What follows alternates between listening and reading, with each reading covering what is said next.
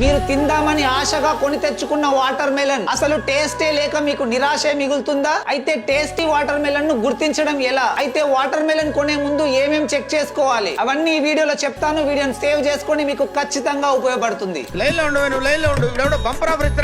Water melon పై ఇలా pale yellow colour or orange colour ఉంటే ఆ భాగం నేలకు తాకి చాలా మంచిగా పండిందని అర్థం. దాని టేస్ట్ వాటర్ మెలన్ పై వైట్ కలర్ ప్యాచ్ ఉంటే అది అంత టేస్ట్ ఉండదు. ఎత్తు పల్లాలు లేకుండా ఇలా రౌండ్ షేప్ లో ఉండి బరువుగా ఉంటే దాని టేస్ట్ సూపర్ సూపర్ సూపర్.